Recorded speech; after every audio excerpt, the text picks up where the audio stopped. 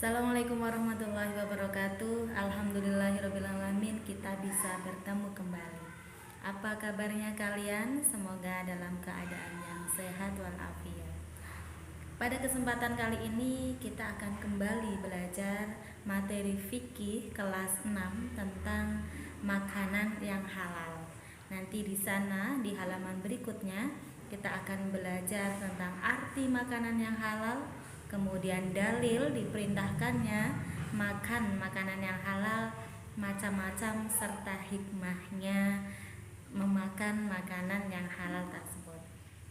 Baiklah, kalau begitu kita simak materinya di halaman berikut ini.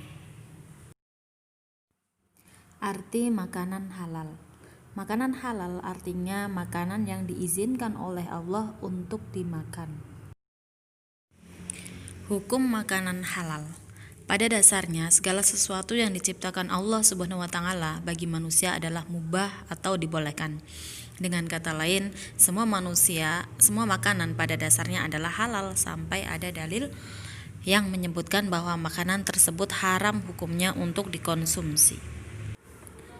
Beberapa ayat dalam Al-Quran yang menyebutkan tentang ketentuan makanan halal diantaranya adalah surat Al-Baqarah ayat 172 yang berbunyi, Bismillahirrahmanirrahim, Ya ayyuhalladzina amanu kulu min thayyibati ma razaqnakum waskuru lillahi in kuntum iyyahu ta'budun, yang artinya, hai orang-orang yang beriman, makanlah di antara rizki yang baik-baik yang kami berikan kepadamu, dan bersyukurlah kepada Allah jika benar-benar kepadanya kamu menyembah. Kemudian dalam surat Al-Baqarah ayat 168 Allah berfirman, Bismillahirrahmanirrahim, Ya ayyuhan nasu kulu mimma fil ardi halalan thayyiba wala tattabi'u khutuwatis syaiton innahu lakum aduwwum mubin, yang artinya, hai manusia, makanlah yang halal lagi baik dari apa yang terdapat di bumi, dan janganlah kamu mengikuti langkah-langkah syaitan, karena sesungguhnya syaitan adalah musuh yang nyata bagimu. Macam-macam makanan halal. Dalam Islam, agar makanan layak dikatakan sebagai makanan yang halal adalah apabila memenuhi kriteria sebagai berikut. Yang pertama adalah halal zat atau bahan dasarnya, yang kedua halal cara memperolehnya, yang ketiga halal cara memprosesnya, dan yang keempat adalah halal cara menyajikan, mengantar, dan menyimpannya. Makanan halal menurut zatnya. Hal pertama yang harus diperhatikan dalam penentuan kehalalan suatu makanan adalah zatnya atau bahan dasar makanannya. Ciri-cirinya antara lain, yang pertama adalah dijelaskan dalam Al-Quran dan hadis bahwa makanan itu benar-benar halal.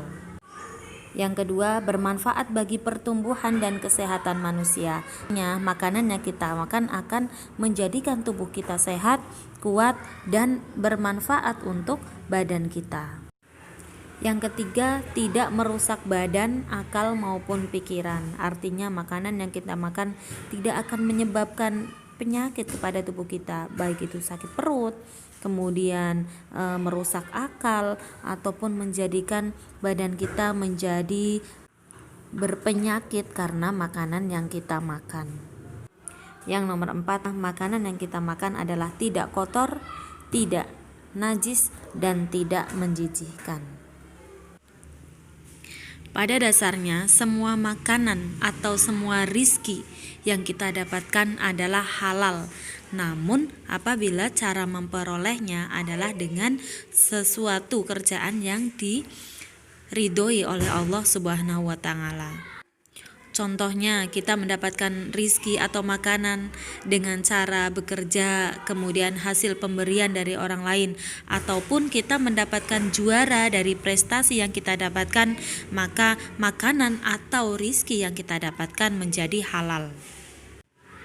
Namun sebaliknya, apabila makanan atau rizki untuk mendapatkan makanan itu diperoleh dengan sesuatu yang tidak baik, contohnya hasil mencuri, melakukan perbuatan menipu, hasil riba ataupun korupsi, maka makanan yang kita makan dari hasil seperti itu menjadi haram. Yang ketiga adalah halal cara memprosesnya. Apabila makanan sudah diperoleh dengan cara halal, dengan bahan baku yang halal pula, namun jika makanan tersebut diproses atau dimasak dengan menggunakan alat masak yang bekas digunakan untuk masak makanan yang haram, atau makanan yang kita masak dicampuri dengan bahan yang haram, maka hasil makanan itu bisa menjadi haram. Yang keempat adalah halal cara penyajian, mengantarkan serta menyimpannya. Ketiga proses tersebut dapat mengubah status makanan dari halal menjadi haram. Misalnya jika makanan disajikan dalam piring atau gelas yang terbuat dari emas, maka makanan itu menjadi haram karena itu termasuk perbuatan yang berlebih-lebihan. Kemudian apabila makanan yang disajikan misalnya ada sayuran tetapi di situ ada makanan yang haram, maka sayuran yang ada di sebelah makanan yang haram itu berubah menjadi haram pula. Ataupun disimpan atau diantar untuk tujuan yang tidak baik. Jadi, jika cara mendapatkan makanan dari hasil kerja yang halal, maka akan menghasilkan yang halal pula. Dan jika mencarinya dengan jalan yang tidak halal, maka akan menghasilkan yang tidak halal pula. Lantas bagaimana makanan yang halal menurut Islam? Makanan yang halal menurut Islam adalah semua rizki yang diberikan Allah berupa makanan yang baik dan halal, seperti buah-buahan, sayur-sayuran, umbi-umbian, dan sebagainya. Kemudian semua makanan yang berasal dari laut. Selanjutnya adalah semua binatang ternak, ayam, itik, kambing, sapi, kerbau, unta, bebek, kecuali babi dan anjing. Yang selanjutnya adalah hasil buruan yang ditangkap oleh binatang yang telah dididik untuk berburu. Membiasakan mengkonsumsi makanan halal. Sebagai seorang muslim, kita harus cermat dalam memilih sumber makanan. Kita hendaknya memastikan bahwa makanan yang kita konsumsi adalah makanan yang halal. Bagaimana cara yang dapat kita lakukan agar kita terbiasa mengkonsumsi makanan halal tersebut? Berikut adalah cara-caranya. Yang pertama, membeli bahan makanan di tempat yang terpercaya atau sudah terjamin menjual bahan makanan yang halal. Contohnya di toko yang tertera ada label halalnya. Yang kedua, pasar. Kemudian apabila supermarket, kita bisa melihat makanan yang kita akan beli ada label halalnya atau tidak. Yang kedua, jika membeli daging, hendaknya membeli di tempat orang muslim. Kita harus tahu tempat pemotongan hewan, pemotongan ayam, sapi, dan sebagainya. Kita tahu bahwa pemiliknya atau orang yang menyembelihnya adalah orang Islam. Ketiga, mendapatkan makanan dengan cara yang baik, artinya tidak mencuri dan tidak merampas milik orang lain. Yang keempat, membeli makanan dengan uang yang diperoleh dengan cara yang benar dan halal, tidak dari hasil mencuri, merampok, berjudi, maupun korupsi. Kemudian yang kelima, menghindari memakan makanan yang telah ada dalil yang melarang mengkonsumsi makanan tersebut, misalnya daging babi dan daging anjing. Selanjutnya yang keenam adalah senantiasa bersyukur kepada Allah Subhanahu wa Ta'ala. Karena dengan bersyukur kepada Allah, kita akan selalu menerima dengan senang hati rizki yang telah Allah berikan kepada kita tanpa kita menginginkan yang lebih dari itu, apalagi dengan mendapatkannya dengan cara yang tidak diperbolehkan dalam agama Islam. Manfaat makanan halal bagi tubuh. Dengan mengkonsumsi makanan yang halal akan memberikan manfaat bagi tubuh manusia. Antara lain adalah yang pertama, terhindar dari murka Allah karena menjauhi larangannya. Contohnya, kita akan dijauhkan dari neraka. Yang kedua, kita akan dijauhkan dari bala macam penyakit.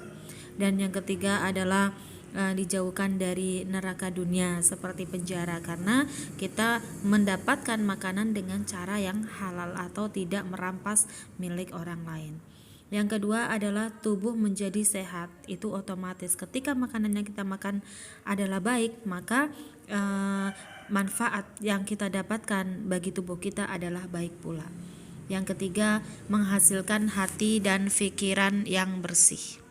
Karena jika kita mendapatkan harta atau makanan, rizki dan sebagainya dengan cara yang baik, maka pikiran dan hati kita akan tenang, bersih, dan akan menimbulkan kebahagiaan.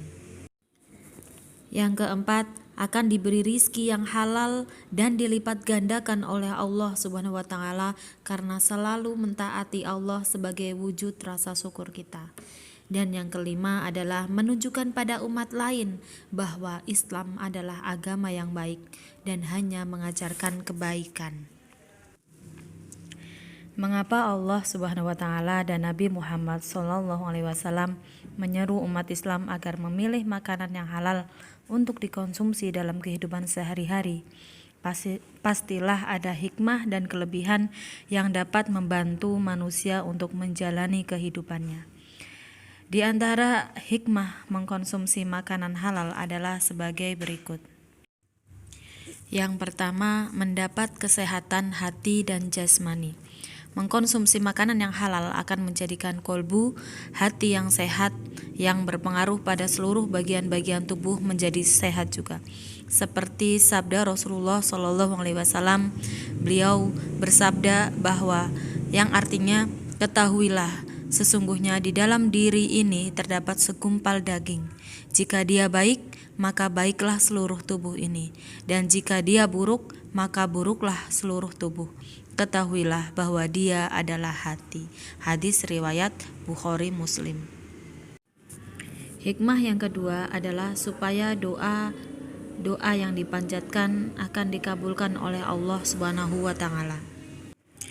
Yang ketiga, dijauhkan dari siksa api neraka, sebagaimana dijelaskan dalam sebuah hadis yang berbunyi, ya Ka'bubna mujrota innahu la yadkhulul jannata lahmun nabata min suhtin, yang artinya, wahai Ka'ab bin Ujroh, sesungguhnya tidak akan masuk surga daging yang tumbuh dari makanan yang haram. Hadis riwayat Ibnu Hibban. Yang keempat, makanan yang halal menumbuhkan perbuatan yang baik. Rizki dan makanan yang halal adalah bekal dan sekaligus pengobar semangat untuk beramal saleh.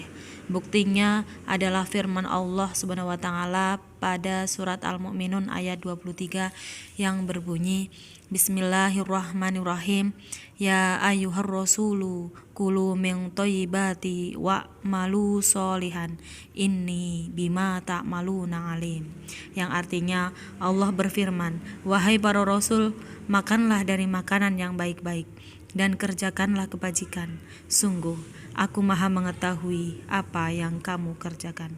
Surat Al-Mu'minun ayat 51. Oleh karena itu, menjadi kewajiban dan tanggung jawab bagi umat Islam pada hari ini untuk lebih berhati-hati dalam memilih dan mengkonsumsi makanan yang halal. Hendaklah kita senantiasa memastikan setiap makanan yang diperoleh dan dimakan itu adalah halal menurut syariat Allah Subhanahu wa Ta'ala. Sesungguhnya perintah Allah Subhanahu wa Ta'ala adalah untuk tujuan dan kebaikan manusia bersama. Demikian materi pembelajaran tentang makanan halal kali ini. Sampai bertemu kembali di pertemuan berikutnya. Terima kasih saya ucapkan dan wassalamualaikum warahmatullahi wabarakatuh.